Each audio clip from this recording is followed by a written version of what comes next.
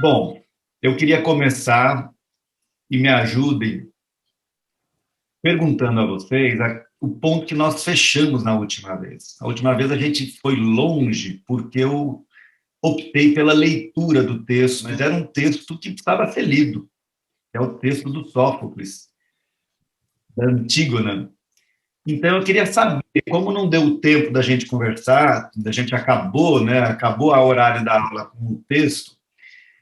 O que fica de Antígona? Temos alguma questão sobre Antígona? É, é pesado, né? Vocês viram que é drama, não é Disney, não. Não é batatinha ali, não. É drama. Mas é um mito muito bacana, né? A estrutura, porque a gente se depara com Antígona numa sociedade marcada, né? Uma sociedade, vamos chamar assim, aristocrática guerreira, onde o papel da mulher sociedade grega, aristocrática, guerreira, não é que ela não tenha papel, ela tem um papel muito específico, ela é muito restrito ao universo da casa, da família, a mulher não tem um espaço na política pública da cidade, esse espaço é dedicado aos homens, o espaço da ágora, da conversa, da arena. Dentro de casa, a mulher tem um papel muito destacado nessa cultura, mas vocês viram, inclusive no texto, né? Uma mulher que se atreve a debater política com os homens, isso já é quase um ato de desrespeito ali, né? Em vários momentos do texto, nós vemos a expressão, né? Serei eu a ouvir da boca de uma mulher o que eu devo fazer com a cidade, né? Serei eu escravo de mulher e coisas do tipo, né? Mas a gente pega uma personagem. Gente, deixa eu localizar vocês. Esse texto foi encenado, né, no século V a.C., aproximadamente em 430 e pouco antes de Cristo, é muito tempo atrás, né? E nós vemos um protagonismo da Antígona enfrentando a tudo e a todos e dizendo ao fim, né, eu opto pela morte e abri mão de princípios. No caso lá, a palavra princípio não é apropriada. Abrir mão de uma concepção do mundo. Eu prefiro ferir as leis dos homens, que são leis passageiras, e ferir a lei dos deuses e desonrar os meus parentes mortos, né? No caso, o irmão. Então, ela é de uma força muito grande. E, em um momento, nós nos deparamos com que eu acho mais lindo, e eu fiz questão de ler para vocês, a conversa, a gente leu parcialmente, a conversa do Hermon com o Creonte, né, do filho com o pai. E essa conversa é muito legal. E é muito legal quando ele diz, pai, eu não estou te desrespeitando, eu não estou nada, mas se tem alguma coisa, aliás, isso na Grécia eu já disse, né, é muito legal, se tem alguma coisa que nós valorizamos, é a palavra. Porque a palavra, os gregos dizem isso de uma maneira tão linda, né? O sopro que sai de dentro do homem e impulsiona a palavra. Os gregos têm muito isso, as palavras aladas saíram de tua boca. O que são palavras aladas? São palavras que têm asas, que não caem por terra, palavras que vão longe, né? Ele diz que a palavra, como símbolo da capacidade de pensamento, elas são aquilo que mais se deve elogiar na natureza humana. E que a inteligência é, de fato, nossa maior dádiva. Ele diz, puxa, a inteligência levou o homem a desafiar os ventos, os mares, a dureza da terra, a tirar da terra a plantação, a domar as feras, a domesticar as feras, a inventar remédios, a desafiar as doenças. Só contra um mal o homem não adquiriu forças, contra a morte. E aí ele diz para o pai, né? Isso o coro diz, mas ele diz para o pai, pai, eu te admiro, te respeito, mas o, o homem que pensa que só ele pensa e que não ouve a razão alheia, a razão de outros, e acha que só ele é que conhece a lógica do mundo, este, para mim, é o mais tolo. O homem que não ouve outras interpretações do mundo, outras possibilidades de inteligência do mundo, este não me parece o mais sábio, mas o mais tolo, porque a nenhum homem foi dado o conhecimento pleno. Eu acho que isso é maravilhoso. E aí nós vamos nos deparar.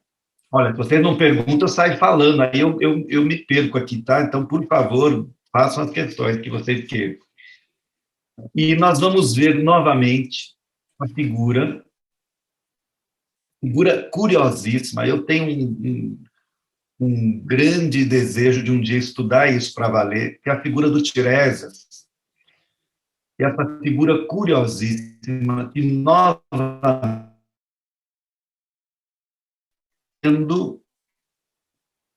a visão daqueles que enxergam, né? É uma figura de um cego que sai esclarecendo e diz assim, puxa,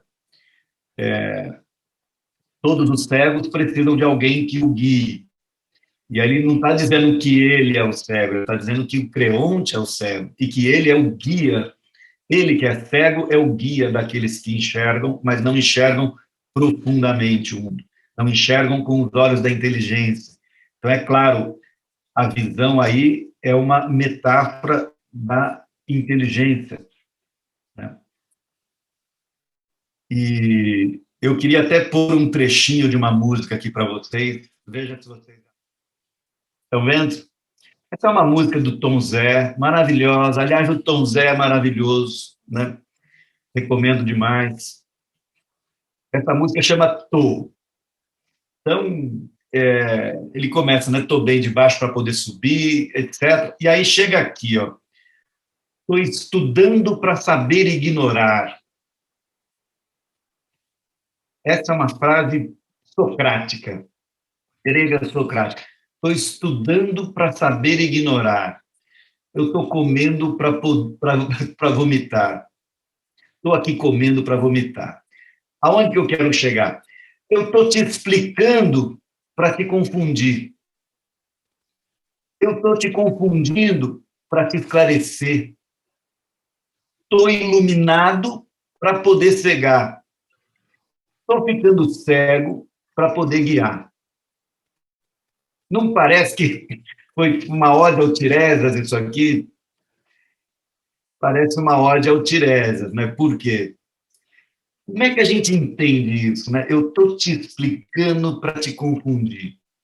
Ora, a pessoa que chega como Creonte achando que tem muita certeza sobre o mundo, ele está muito convicto de que ele sabe, de que ele está com a verdade. Então eu explico para confundir ele. E por que eu quero confundir quem acha que sabe muito? Vocês já viram um debate que alguém quer confundir o outro? Sócrates faz o tempo todo. Eu estou te confundindo, é para te esclarecer, desgraçado. Não é para te confundir. Eu não estou te confundindo de sacanagem. Eu estou te confundindo para te mostrar o quanto que aquilo que você está achando que é o que é certo tem problema. O quanto que a tua visão do mundo é problemática também. O quanto que ela é limitada. Ela não é aplicável sempre e em todos os contextos. Por isso, eu ilumino para cegar.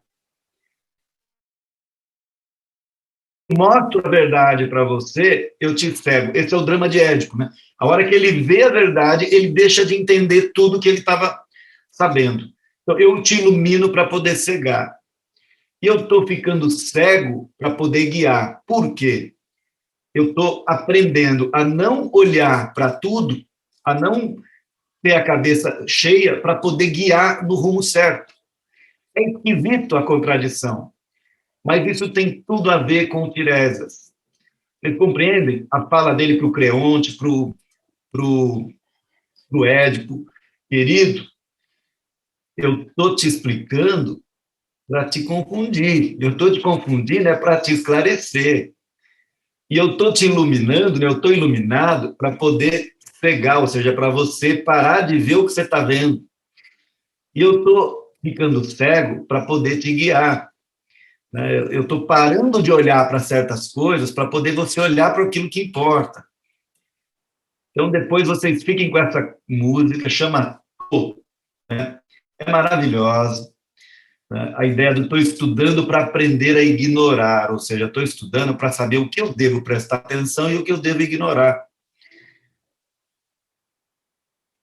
Bom, a música é maravilhosa, eu gosto muito dela, mas eu acho que ela é uma ode ao Tiresias, e a gente pode ficar com ela. Depois eu mostro, eu posto aqui o link, mas é fácil, é só botar Tom Zé, Tô.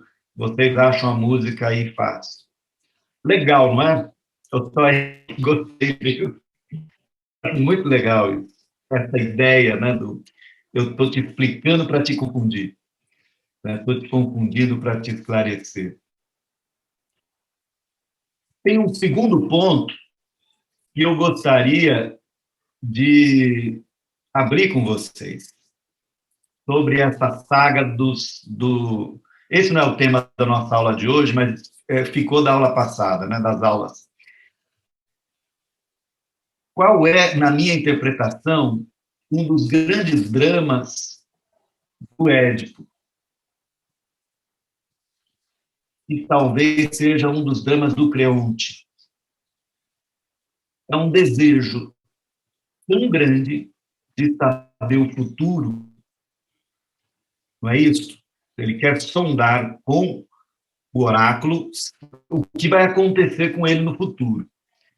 É uma preocupação tão forte com o futuro que eu perco de vista o presente. Eu fico tão impactado com o meu futuro que eu deixo de viver o presente. Vocês conseguem conceber isso? Eu não vejo a cara da maioria de vocês para saber se vocês estão comigo, mas veja, vou dar um exemplo bem clichê aqui, sabe? Bem clichê. Clichê mesmo.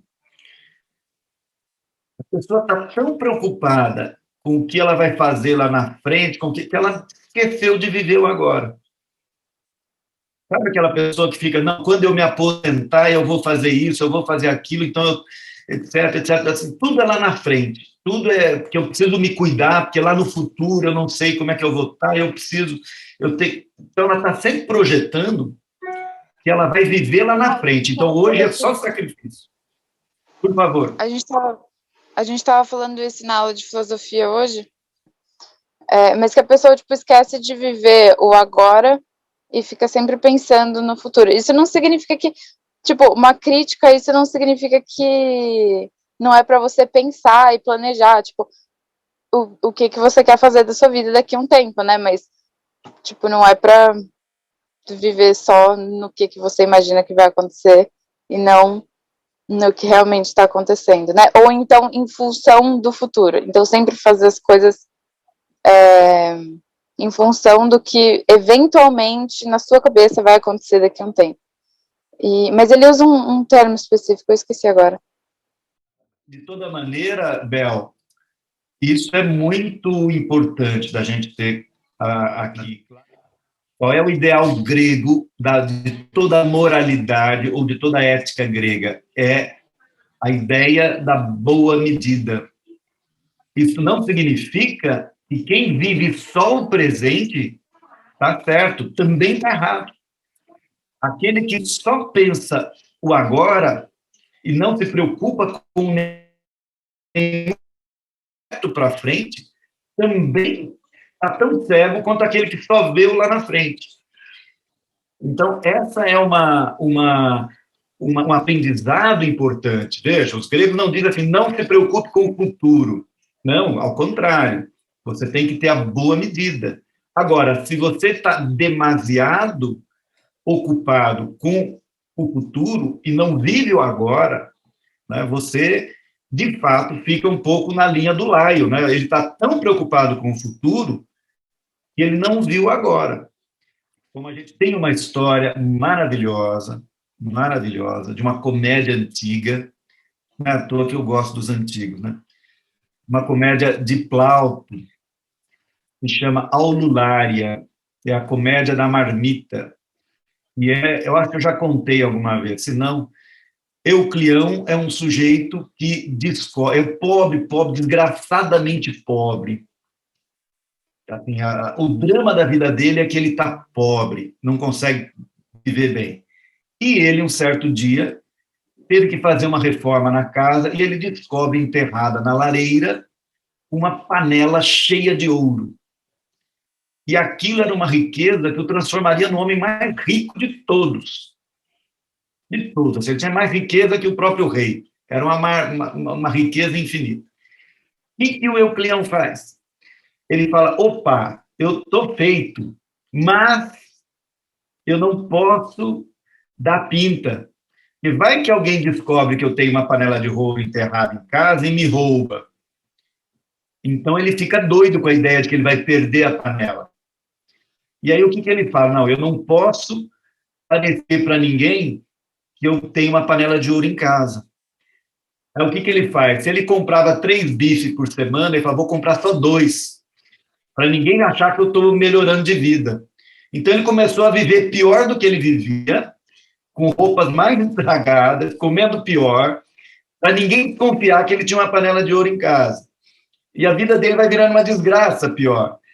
Mas ele ficava, mas eu tenho uma panela de ouro, eu estou rico. Mas ele vivia pior, assim. Mas estão entendendo a loucura desse personagem? O medo do futuro impede de ele vivenciar o presente. Como eu tenho medo, vou dar exemplos da vida concreta, tá? Eu tenho medo do que vai ser do futuro, eu não me desafio a mudar de emprego. E vai que eu fico, né? Eu não me desafio a mudar de vida. Eu não me desafio a mudar de relacionamento. Eu não me desafio a mudar minha condição. Porque, pelo menos eu estou bem, né? Vai que no futuro é pior. Veja, esse medo, ele paralisa. E aí, ele me leva a tomar atitudes com o presente muito difíceis. Por outro lado, o não ter conta o presente, ou melhor, o não levar em conta o futuro e querer viver só no mundo presente também é loucura. É nesse jogo entre o agora e o depois, nesse jogo difícil, é que eu preciso me localizar. Eu preciso planejar, mas eu preciso entender que o agora é o único tempo que eu posso habitar o mundo. Eu estou tentando achar minhas anotações da monografia que eu estava lendo, contemporâneo do Agamben, e daí ele fala muito disso, ele fala mais sobre a relação do passado com o presente, mas eu acho que o futuro também entra bastante, porque ele traz um negócio que você, tipo, tem que saber viver, como é que era? Que você tem que, tipo, não viver só no agora, mas, tipo, tudo que você, tipo, tem referências, mas você, ao mesmo tempo, tá para frente. Eu tô explicando muito mal, mas ele fala com a moda, por exemplo, que eu vou dar o exemplo da minha monografia mesmo, porque eu não sei explicar de outro jeito. Mas com a moda, por exemplo, um estilista, ele não adianta só fazer roupas que, tipo, que são modinha agora, porque ele não vai ser tipo um contemporâneo, porque ele tem que pegar coisas do passado, mas não ser tipo só o passado, quebrar tudo e ainda criar uma coisa nova em cima de um outro conceito que é futurista. Entendeu? Tipo, não sei se faz sentido, mas ele pensa no futuro a partir da relação do presente com o passado, e isso é o contemporâneo. Maravilhoso, Bel. Então, você está sintetizando aí de um jeito, né, de uma outra lógica, uma ideia que está aqui comigo, que é o agora, ele precisa ser iluminado pelo passado, iluminado pelo futuro. Ele não pode ser alheio ao passado, nem alheio ao futuro. O que é alheio ao passado? O que eu vivo hoje não tem nada a ver com ontem. Né? Ontem, cada dia é novo, é puro, assim, magicamente novo. Não. A minha narrativa como pessoa, como sujeito, ela se faz assim. O que eu faço hoje tem relações com o passado. Ele é iluminado ou inspirado pelo passado. Né? É como se alguém, assim, alguém vai lá, assalta um banco e no dia seguinte ele é preso, ele diz, não, eu não é o mesmo de hoje. Né? Ninguém, eu sou outra pessoa hoje. Não, você tem uma continuidade. No passado, o que você fez ontem também é na tua constituição, na tua história, mas ela entra de uma maneira iluminada, não determinista, né? Não é determinista, né? Eu não posso ser diferente. Claro, eu posso e devo ser diferente, porque eu também sou iluminado pelo futuro. Né? Essa tensão entre o que eu era e o que eu desejo ser é que encontram no tempo agora. E isso é que é muito legal. E aí entra uma coisa que o Rui gosta muito de discutir, que é uma ideia que eu acho maravilhosa, né? A ideia de que o passado não passa. O Rui fala que ele não existe, mas a gente briga, o passado não passa. Em que sentido o passado não passa? Ele anda junto comigo. Tudo o que eu fui não acabou, ele está ainda, é como se tivesse em cima de mim um guarda-chuva invertido, com tudo aquilo que eu vivi andando comigo, dentro desse guarda-chuva. E a minha memória vai selecionando para cada contexto aquilo que me importa. Mas eu carrego o passado comigo em direção a um futuro. Eu acho isso muito bonito. E o Agamben é um autor que dialoga com isso muito bem. Mas a ideia, para a gente voltar ao mito, é assim: a excessiva preocupação de Édipo, quando ouve o oráculo e quer mudar o futuro, faz com que ele não olhe com cautela para o presente. E o presente lhe escapa. Né? O medo de Creonte, de como ele será julgado pelos outros também, né, de como será a avaliação dele, impede que ele analise o presente com calma. Né? Então, isso tudo é moral grega, nem tanto lá, nem tanto cá. Isso é um belo tema, e eu estou interessadíssimo, Bel, já na tua monografia, hein? Fiquei curioso. E a moda, é claro, né? A moda ela tem que ser uma espécie de antena parabólica de todos os tempos, porque ela conecta o que foi com o que será, né? Ela é um portal, quer dizer, a boa moda, né? Ela é um portal no qual ela conecta o passado com o futuro, né? Por isso a gente fala às vezes, de uma moda retrô, não é que ela é a replicação do passado, no sentido que não, ela é uma inspiração do passado, né, para que eu veja o futuro, né, eu amplie o olhar sobre o futuro. Mas não é fácil pensar isso, né, Bel?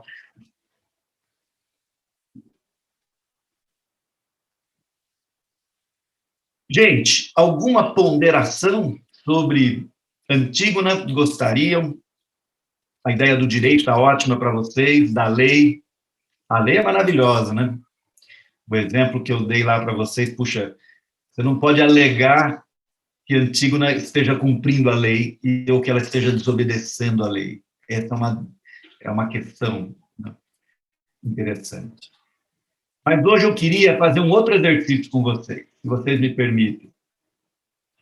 Eu queria contar um mito, sair um pouco da saga dos mitos mais dramáticos da Grécia e contar um mito tardio.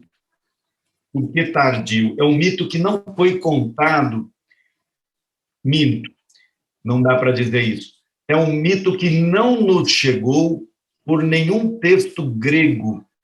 É um mito da mitologia grega, mas que nós não encontramos ele em nenhum material que os historiadores, os arqueólogos conseguiram resgatar. Nós encontramos ele só no material coletado de um poeta romano chamado Apuleio. Então, é um mito tardio, mas toda a referência de Apuleio é grega, é da mitologia grega. Então, nós não temos como saber o quanto ele só está recontando um mito que chegou para ele original, ou o quanto ele está também aplicando o seu espírito na elaboração do mito. De alguma maneira, esse é um dos mitos mais importantes da história do Ocidente, porque ele influenciou muita gente. É o mito de Eros e Psique. Já ouviram falar desse mito? Já ouviram em aula alguma vez? E Eros? Eros é o deus do amor, ok? Erótica, tudo isso está relacionado a este deus, o impulso do desejo, Deus cruel. Quando ele toca em nós, ai, sai de baixo. Quando a flecha, né, um Deus que atira flechas, e um Deus que atira flechas é um Deus danado. Por quê? Porque alguém que vem e te enfrenta com uma arma na mão, você enxerga. A flecha vem de longe. Você não, nem sempre você sabe quem é que atirou a flecha. A flecha é uma arma, muitas vezes, associada na mitologia heróica a uma arma de covardes. Veja, ela não é uma arma de covardes. Ulisses é um grande arqueiro, Apolo é um grande arqueiro. Mas, às vezes, veja que todos os objetos têm simbolismos duplos, triplos. Em alguns contextos, a arco e flecha é associada a uma arma de covarde, que é aquele que não enfrenta corpo a corpo. Por exemplo, Aquiles tem como arma a lança, a espada. Ele enfrenta corpo a corpo. Aquiles não gosta de arco e flecha. Arco e flecha é para quem vai atirar de longe. Então, esse deus Eros é um deus astuto, é um deus arqueiro, que atira de longe. A gente não consegue se proteger direito dele. Olha que metáfora linda, né? A gente não consegue se proteger direito, porque a gente não sabe de onde ele está atirando. E quando pega em nós, é fatal. Somos tomados por esse desejo, por esse impulso, por essa vontade de algo, de um outro, que nós não controlamos. A culpa é do Deus. Quando Deus quer nos ferir, nós estamos lascados. Desculpa, a adolescência é uma fase ótima. O Deus tem uma predileção por adolescência, principalmente nessa fase dos 15 para 16 anos. Ele são as vítimas preferidas para as setas, porque nessa idade a flecha é fatal. Ela entra bem, a carne é macia, a flecha entra fundo, causa muita dor. Então, ele é um Deus danado, um Deus que atira de longe. Então, Eros é a simbolização do amor. E psique? O que é psique? Psique é uma palavra de difícil interpretação no mundo antigo.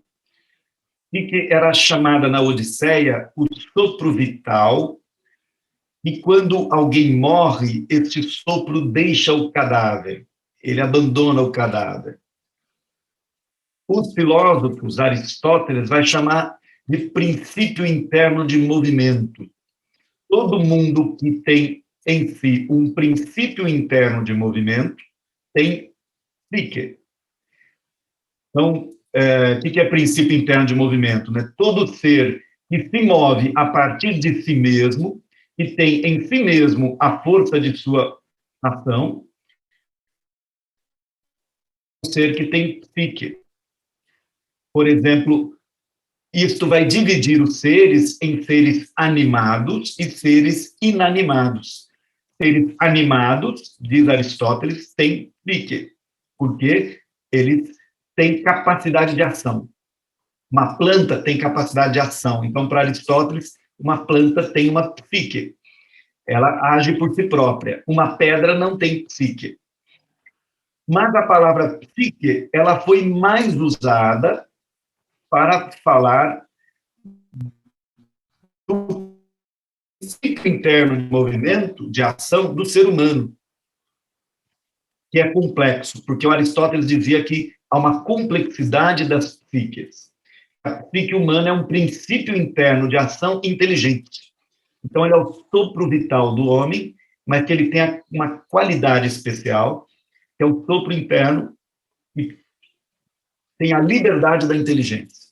Ele age, é um princípio interno de ação livre, inteligente. Como a gente já disse aqui muitas vezes, né? Parece que a psique dos animais ela está enquadrada no seu instinto. As abelhas agem como abelhas, as formigas agem como formigas, os gatos agem como gatos, mas o ser humano age como Leonardo, como Sara, como Analia, como Antônio. Eles são diferentes. Não dá para, olhando para aquilo que a Sara faz, não dá para prever o que a Yasmin fará. É mais complicado isso. Bom, mas não vamos filosofar tanto. A psique é, portanto, aquilo que no Ocidente se chamou em latim de ânima, e depois, na língua portuguesa, de alma. A nossa alma é aquilo que nos dá o ânimo, aquilo que nos dá o sopro vital. Então, este mito, ele conta como é que se dá o encontro, por isso que eu achei ele maravilhoso, entre a psique humana, a alma humana, e Eros, e o amor. Como é que a alma humana experimenta o amor? É disso que está falando. Posso falar um palavrão aqui? Posso? Os caras criaram uma história para contar como é que a alma humana experimenta o amor. Como é que se dá isso? E como é que eu falo, se alguém me perguntasse, Luiz, como é que você experimenta o amor? Eu falo, não sei. Não é possível dizer isso em linguagem científica. E se eu disser isso em linguagem científica, eu vou dizer uma coisa que é muito longe daquilo que eu experimento. Olha, quando eu tenho um desejo, tenho um impulso sexual em mim, que um hormônio é descarregado pelo meu cérebro, porque o meu cérebro interpretou a imagem como uma possibilidade de acasalamento, e isso atuou no meu... É muito frio e mecânico isso, né? A descrição química do impulso sexual ou do impulso erótico, ou a descrição fisiológica, ela é pobre para explicar o universo de coisas que passa na cabeça de um amante. Estão compreendendo isso aí? Você já tem idade para compreender muita coisa, né? Eu sei.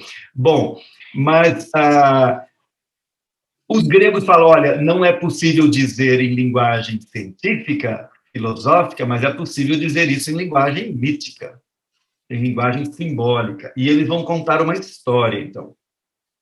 Bora lá para essa história? Era uma vez um rei e uma rainha.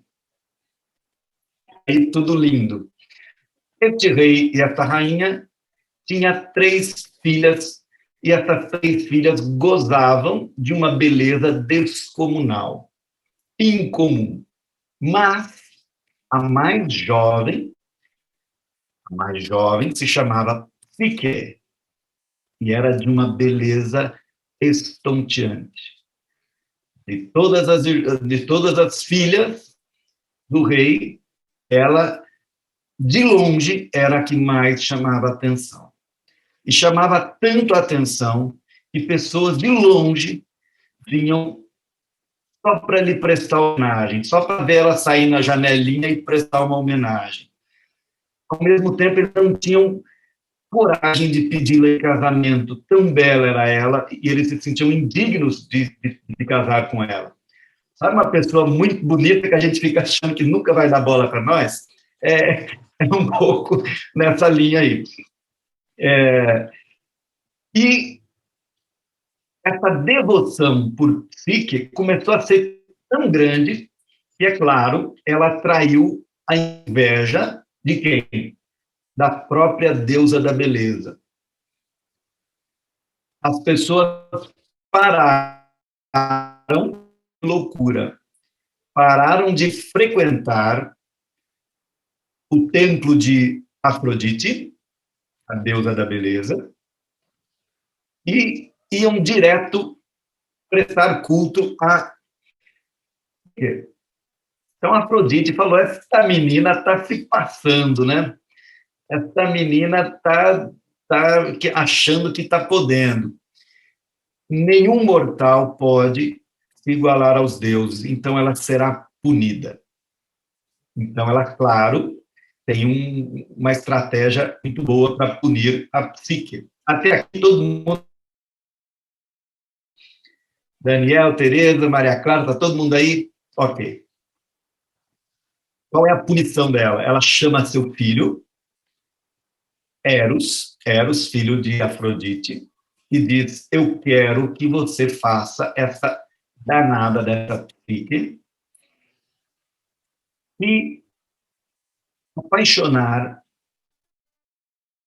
abjuro dos homens, pelo mais feio, pelo mais indecente, pelo mais indecente não, pelo mais abjeto, assim, aquele que eles têm mais aversão, mais repulsivo. É um castigo, estão entendendo? Ela vai se apaixonar, claro, você vai lançar e ela vai se interessar justamente por aquele mais medonho.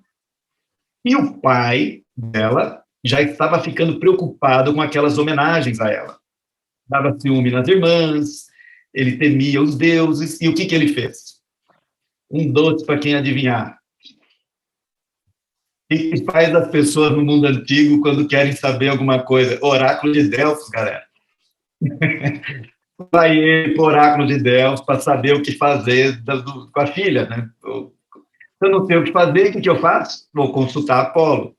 E vai ele no oráculo, e o oráculo diz a ele o seguinte, deixa eu ver se eu pego aqui, ó. O destino da sua filha, a filha tem uma maldição muito grande, a beleza. O destino da sua filha é ser desposada, veja, não é devorada, é desposada por um monstro cruel como uma serpente. Estão anotando aí? Um monstro cruel como uma serpente, que voa pelos ares e não poupa ninguém. Veja, é um monstro cruel como uma serpente. De que maneira uma serpente é cruel? Ela é traiçoeira, ela é difícil de fazer amizade, né? Ela te pega quando você menos espera, te morde o calcanhar, enfim. Ela dá um bote que você não é capaz de impedir. Estão entendendo a serpente aqui? Cruel como que voa pelos ares. Qual é a implicação de voar pelos ares? Quem já viu aí os hobbits, né? Qual é a desgraça do dragão lá, do Smaug? O desgraçado voa, você não consegue matar o bicho. É muito poder, né? Ele voa pelos ares. Aquilo que voa pelos ares escapa às nossas defesas. É difícil, né? Por que o vírus é difícil de ser contido? Porque ele chega pelo ar, você não tem como pará-lo. Se fosse formiga que vem pelo chão, você faz uma proteção, ele vem pelos ares. Então, esse monstro cruel como uma serpente, ele voa pelos ares, e tem mais, ele não poupa ninguém. Ele é impiedoso, ele não vai fazer concessão. E o pai, com medo e obediente ao Deus, o que ele decide? Leva Psique para o alto de um monte, de um rochedo, e larga ela lá, para que esse monstro chegue lá e pegue só a Psique, e não pegue todo mundo da vila, da família, da cidade. Aí o pai se livrou do problema, falou, filha, o problema é com você, você vai para lá. Bom, e larga ela no alto de um rochedo. Estão gostando? Está dramático? Isso é a Psique, né? Sozinha, a Psique é deixada, ela é belíssima, veja, a alma humana é belíssima e é largada no alto de um rochedo. para ser devorada por um monstro. De fato, nós somos sempre solitariamente devorados por esse monstro. E aí, Zéfiro, quem é Zéfiro? É o vento, né? É o deus que simboliza o vento. Zéfiro pega Piquet em cima de um rochedo e a leva para longe. E quando ela se dá conta, ela está num palácio maravilhoso, maravilhoso. Luiz Antônio, pensa num palácio maravilhoso, tudo de cristal, ouro, prata, serviçais invisíveis fazem todos os seus desejos. Tudo que você quiser comer, beber, tem, rola. E lá, ela só tem uma condição. Ela terá que ser a esposa do dono desse palácio. Só que tem uma objeção. O dono desse palácio, ele só vem à noite. E ele nunca pode ser visto. Na completa escuridão é que ele aparece. E ela foi desposada pelo dono do palácio, né? Ele a tomou na plena escuridão e ela sabia que ela era vítima de um destino cruel. Ela, bom, este é o meu fado, eu aceito. Mas ela estava encantada com aquilo. Porque assim, um palácio maravilhoso, tem serviçais que fazem tudo que eu peço, e à noite chega o dono do palácio, o meu amante. Quem é o dono do palácio? Eros. Então, imagina, vou brincar aqui com vocês, né? Ela está todas as noites fazendo amor com o próprio Deus do amor. Você acha que está ruim a vida dela? O próprio Deus do amor vem e faz amor com ela todas as noites e é maravilhoso. Só que ela não pode ver. Não pode vê-lo. Ok? Mas ela está felicíssima, sorrindo até as orelhas, porque ela tem noites maravilhosas e dias de princesa. Feliz da vida. Não pode vê-lo, mas, gente, ela sente ele, né? Ela encosta, ela não é... Veja, a visão aqui é uma metáfora. Ela não pode vê-lo com os olhos, mas ela pode percebê-lo, ok? E ela não está nada insatisfeita com isso. Ela está muito satisfeita, feliz. Mas, ser humano já viu, né? Ser humano é um ser difícil de contentar.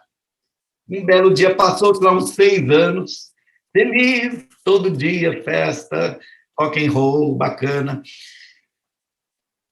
Deu saudade de casa, saudade da comidinha da mamãe, estou com saudade de parente, saudade de ver o povo. E de tanto ela pedir, Eros, que ela não sabe que é Eros, tem esse detalhe, ela não tem a menor ideia de quem é este senhor, Eros vai permitir que ela visite os pais. Estão compreendendo? O que aconteceu? Afrodite pediu para Eros flechá-la para que ela se apaixonasse por um ser abjeto. Eros se apaixonou por Psique. Na hora de flechar, ela falou, opa, mas, gente, é bonitinha essa Psique, hein? Eu vou dar um destino melhor para ela. Vou me candidatar a esse ser abjeto. Mas fica a pulga atrás da orelha. Será Eros também este ser abjeto? Indesejável? É uma pergunta que o mito deixa. Mas Eros se apaixonou por ela e a tomou escondido de Afrodite. Por isso que ninguém pode saber. Está tudo escondido. Ele permite, então, que ela vá ver os parentes, mas coloca uma regra.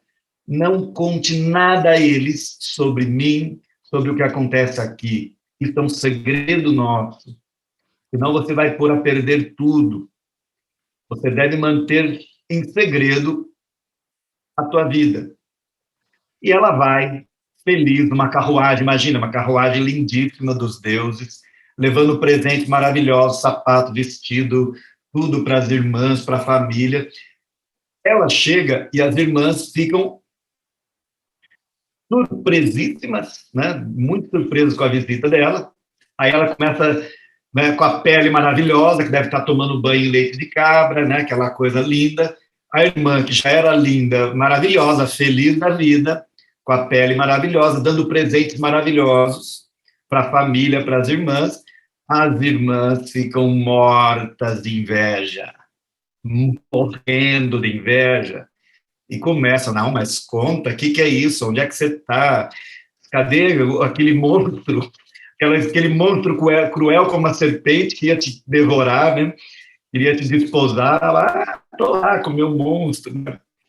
Elas não acreditam nessa história, ficam doidas e falam, não, conta direito, amiga, o que te acontece? E aí ela conta que as noites dela são maravilhosas, e ele, etc. E elas ficam loucas de inveja. E começa a envenenar. Ah, mas como assim ele não deixa você vê-lo? Ele só pode chegar, ele só pode encontrar com você no escuro. Certamente é um monstro, ele é horrível, ele é horroroso, ele deve ter a cara manchada, deve ter pereba na pele, enfim, inventaram um monte de história e que ele deve estar enganando. E ela voltou para o palácio, né, na sua carruagem, com essa. E ela ficou com aquela pulga atrás da orelha. Quem será este? Veja, ela tinha um pacto com ele de nunca lhe ver o rosto. Mas aí, tomada, picada pela curiosidade, picada pela dúvida, ela acende um candeeiro. Você sabe o que é um candeeirozinho antigo? Uma lâmpada antiga. É um pote com azeite. Você põe azeite e põe um pavio boiando numa estrutura em cima do azeite. E aí o fogo que consome em cima desse pavio é a queima do azeite. Então é um pote de azeite, a famosa lâmpada de Aladim é isso, né? É um azeite dentro com um pavio na ponta que fica queimando. Então ela botou nessa lamparina à noite, quando Eros dormiu, ela falou, hoje eu vou ver quem ele é. Ela acendeu a lamparina e chegou pertinho dele para olhar. Ela tinha prometido que não faria isso, mas a curiosidade bateu mais forte.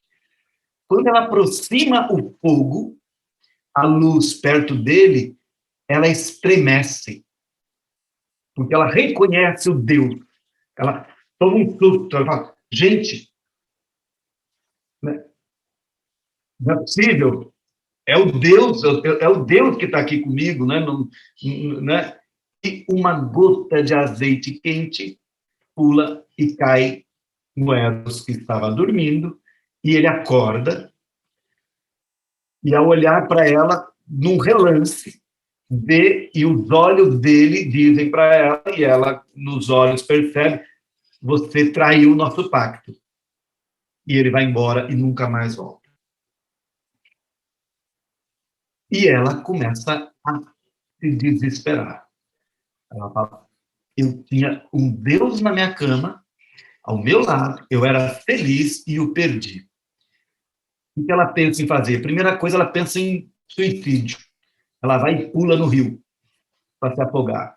O rio diz, aqui você não vai morrer, não. O rio devolve ela e fala, não, o teu destino não é morrer. Vai procurar, vai caçar ou conquistar teu marido. E aí ela, aconselhada por Pan, que rege as florestas, ela vai procurá-lo e tentar reconquistar Eros. Veja, a alma humana vagando em busca do amor novamente, do amor perdido. E ela, de tanto perambular, ela foi falar com Deus e foi bater lá em Afrodite. Afrodite, ao mesmo tempo, se apieda dessa figura, que era belíssima e agora era uma andarilha pelo mundo, essa história do andarilho é grande, mas também quer mais desforrar o ódio que ela tinha e a traição de Eros. E vai dar a ela 4 trabalhos impossíveis, sendo o último deles descer até o Hades, até os infernos, para cumprir a última etapa. Veja que isso é muito recorrente na mitologia. Hércules passou por isso, Ulisses passou por isso, vários processos míticos você tem como uma tarefa, uma descida ao mundo dos mortos. E isso é simbólico. Podemos interpretar que ela passou pela morte, podemos interpretar que ela viveu um tipo simbólico de morte, não sei. Mas ela cumpre todas essas etapas, inclusive vai até os mortos atrás de Eros. E Eros, neste ínterim, né, durante esse tempo, ele pede a Zeus para que dê a Psique o dom de poder se tornar a esposa dele e o dom de poder coabitar com os deuses. E Deus concede, para encurtar a história, Zeus concede, então, que a Psique possa eternamente ficar com Eros. E aí nós temos uma versão já antiga de uma alma que se torna imortal e que, pós-descida ao Hades, vai viver junto com Eros para sempre. Eros alado aqui nesse mito. Este é o mito de Eros e Psique. Vamos às interpretações agora. Como é que vocês interpretam essa história? Esta serpente cruel é o amor.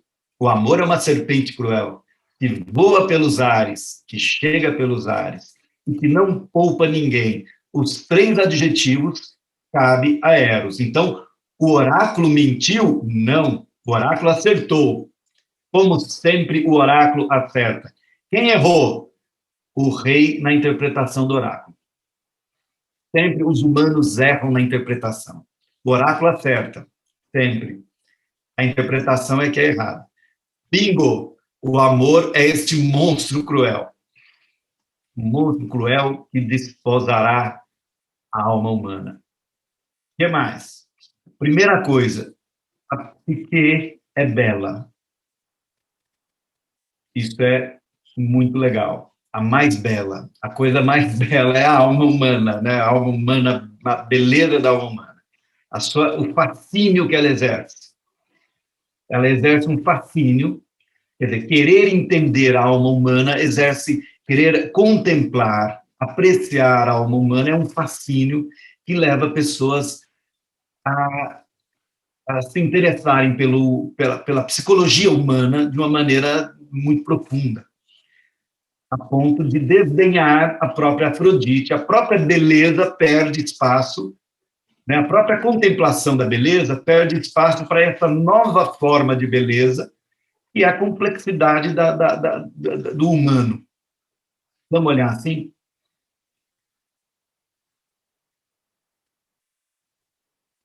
Depois nós temos a relação, o modo como o humano experimenta o amor. Nós temos isso que o Léo já falou, né? Esse monstro, que é o Eros, que atira de longe, que nos pega a todos, que não poupa ninguém. Mas qual é a condição para experimentar o amor? É que veja, qual é o simbolismo do sol? O sol simboliza aquilo que está sob o sol, aquilo que pode ser conhecido. O sol é a luz dos deuses que nos dão a ver o mundo. O mundo só pode se dar a ver diante do sol. E o sol é um simbolismo do conhecimento divino. Junto com o sol, nós temos o simbolismo do fogo. O fogo é um simbolismo do conhecimento humano. É um sol artificial, aspas. É um conhecimento que a técnica humana faz acontecer. É uma luz que a técnica humana produz. E ela é ótima para transformar o mundo. Não é à toa que o fogo é, talvez, uma das tecnologias mais surpreendentes da história da humanidade. A descoberta do fogo, a gente podia fazer aqui uma genealogia, né, das grandes descobertas humanas. certamente, entre as 10 maiores descobertas humanas, o domínio do fogo, o fogo como tecnologia, ela aparece. Por quê? O domínio do fogo permitiu uma evolução humana absurda. No cozimento de alimentos, na transformação dos materiais, dos minerais, da madeira, etc, etc. Tudo passa pelo fogo. O fogo é o elemento transformador por excelência. Ok? E o fogo simboliza a razão humana. O fogo é um símbolo da razão humana. Aquilo que passa pela razão humana é transformado, aquilo que passa pelo fogo é transformado. A iluminação, essa chama interna, muitas mitologias vão usar esse sinal. Não é à toa que os filmes sobre a descoberta do fogo também falam, assim, a descoberta do fogo parece um momento de que a razão aflora com maior força. Até aqui, vocês me acompanham? Então, o fogo tem esse simbolismo, assim como o sol tem um simbolismo dessa ciência divina, o fogo tem um simbolismo do conhecimento humano. Quando Prometeu vê que falta ao homem uma habilidade, o que ele faz? Ele rouba o fogo do Olimpo e dá aos homens. Então, o fogo tem esse simbolismo. Ora, pergunto para vocês, se não conhece o seu amante? 6 anos dormindo com ele. 6 anos passando as noites com ele. Você acha que eles passam as noites mudos? Não conversam? Não têm relação? Não se tocam? Não passam a mão na pele? Fazem amor? Se entrelaçam? Você acha que eles não se conhecem? O que é conhecer? É olhar? O que é saber? É ter a vista? É claro que ela sabe com quem que ela está, mas ela não tem a certeza dos olhos, do símbolo, o simbolismo da visão. E aí entra a parte que eu mais adoro. Bel, para você que odiou o mito lá na 6ª série, todas as vezes, fiquem com isso, tá, meus amores, da aula de hoje. Antônio, anota essa, Clarinha, todas as vezes que nós queremos capturar o amor com os olhos da razão, ele foge. Todas as vezes que você quer conhecer o amor pelos olhos da razão, ele te foge. O teu amor tem muita dificuldade de se dar a conhecer pela razão, de ser visto pelo olho, ser um objeto de investigação. O amor tem muita dificuldade de se apresentar a nós como um objeto claro de investigação. O amor pode ser sentido, experimentado, vivido, mas não conhecido. Bom, faz sentido para vocês? É foda.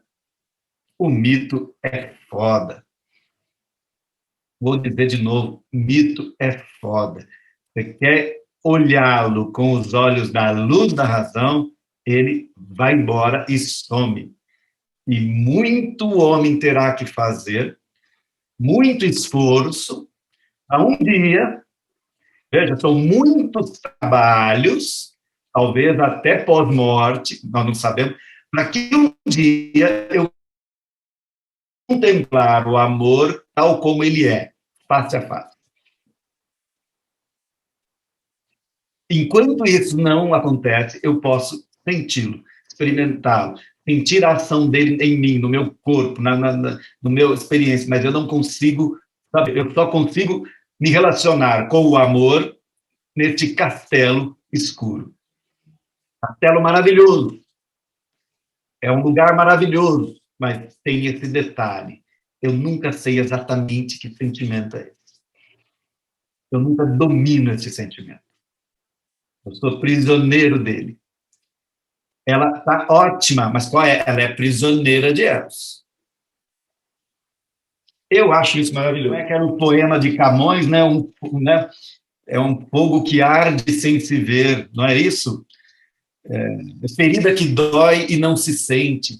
É um contentamento descontente. Ou seja, para a razão, é contraditório. Por quê? É um querer estar preso por vontade. Quem é que por vontade quer estar preso?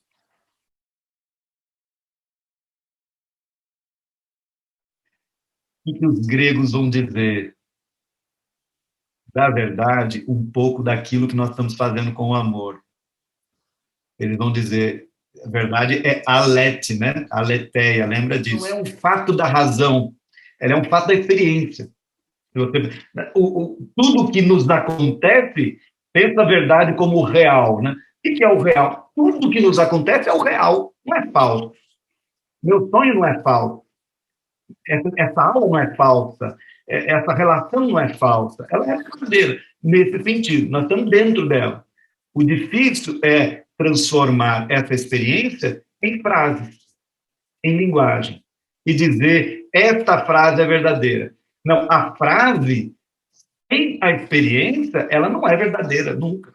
Ela é sempre menor, ela é sempre uma redução, ela é sempre uma tentativa fracassada, embora ela também é sempre uma aproximação. Falar do amor é sempre uma aproximação, mas nunca é esgotamento.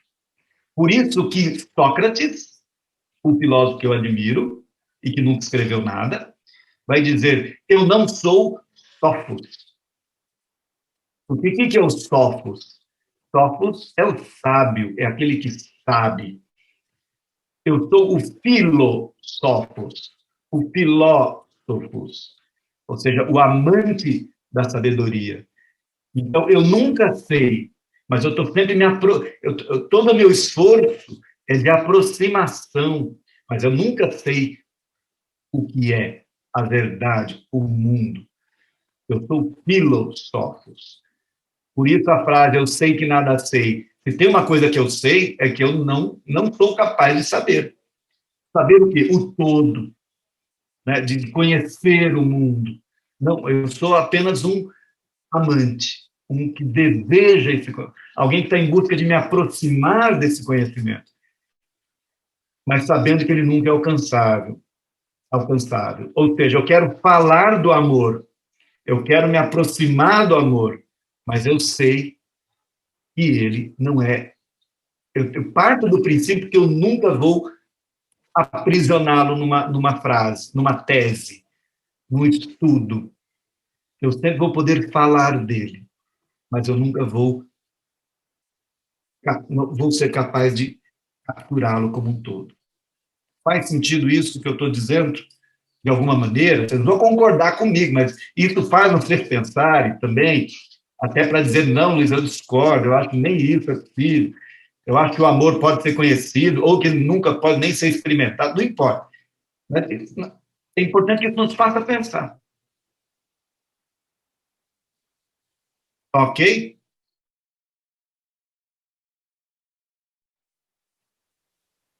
Eu acho que você fez um passo mais longo do que a perna aí, Léo. Talvez. Vamos pensar aqui. Eu estou dizendo o seguinte: o amor ele pode ser experimentado, mas talvez não conhecido.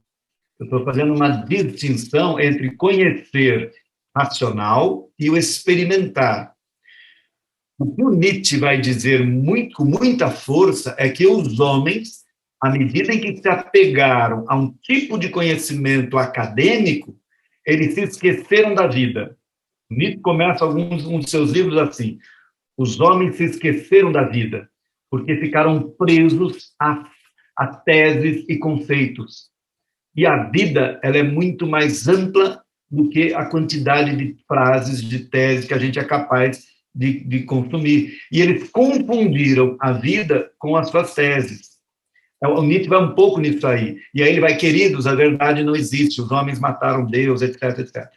É um jeito dele dizer. Quando eu estou dizendo aqui, numa perspectiva grega platônica, né, a gente está dentro do real, aí eu vou trocar a verdade por real, né? A gente está dentro do real. A questão é o que é esse real. Eu não sei dizer o que é, mas eu estou nele. Eu não estou num livro de ficção, embora pareça. Eu não estou dentro do sonho de alguém, embora pareça. Eu estou no real. E faz parte do real essa experiência desse sentimento que nos possui. Eu chamo de amor. Eu poderia chamar de outro nome, mas é um sentimento que nós identificamos com a palavra, mas não explicamos com as frases. Nós sabemos identificar com a palavra, mas nós não sabemos explicar com a frase. Vou fazer um teste aqui, né? Todos nós temos amigos. Espero que sim, tá? Se alguém não tem, me desculpa, mas, enfim, todos nós temos amigos, ok? Mas se eu pedir para você explicar o que é amizade, nós vamos ter dificuldade de chegar a um consenso. Aí eu digo assim, mas como é que você sabe que você tem um amigo se você não sabe o que é amizade? Esse é o jeito intelectual de fazer conhecimento. Assim, eu só posso ter amigos se eu souber o que é amizade. Mas aí eu estou ignorando um fato, de que eu também tenho uma intuição das coisas, que não passa por uma justificação racional. Eu tenho uma intuição do amor, mas eu não tenho a clareza conceitual do amor. Eu tenho uma intuição, aspas, da verdade, mas eu não tenho a clareza explicação dela, uma intuição de que eu sei o que é essa. Eu estou chamando de intuição da verdade, Léo. Léo, eu estou filosofando aqui, tá? Não tô afirmando que é assim. Estou pensando alto. Eu consigo, eu acho, distinguir momentos de falsidade concreta de momentos de que a coisa está sendo verdadeira, sabe? Está rolando. Parece que eu consigo distinguir, às vezes, quando uma coisa está acontecendo na minha vida e eu tenho a sensação de uma vitalidade, de uma vivacidade. Em outros momentos eu sinto uma falsidade, seja na minha experiência, seja na pessoa que está se relacionando comigo, seja naquilo que alguém está dizendo. Está dizendo da boca para fora. Essa sensação da falsificação e do verdadeiro, para nós modernos é muito difícil, né? É um problema filosófico. Porque a gente está preso a frases. Em que sentido?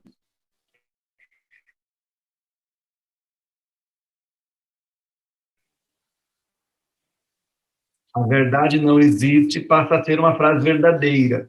Então, mesmo quando eu nego, eu estou usando o subterfúgio da frase, do conhecimento da frase. Então, do ponto de vista lógico, ela é complicada. Quando eu digo que tudo é relativo, eu estou dizendo que essa frase é absoluta.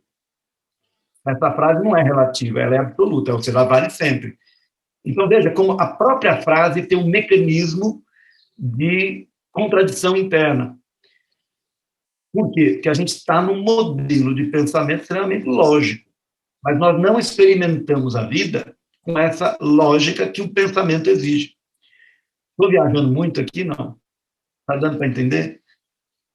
Mas, assim, eu não sei o que é a verdade. Eu estou dizendo, alguns gregos antigos tinham esta ideia.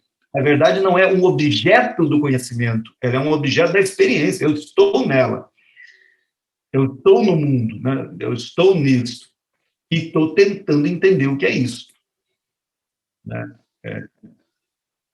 Mas é problemático, viu, Léo? Não é simples isso. Dá pano para manga aí. Dá pano para pensar o oposto disso, enfim. Gente, então me perdoem se eu corri muito aqui, mas espero que o mito tenha ficado para vocês, um mito do meu gosto,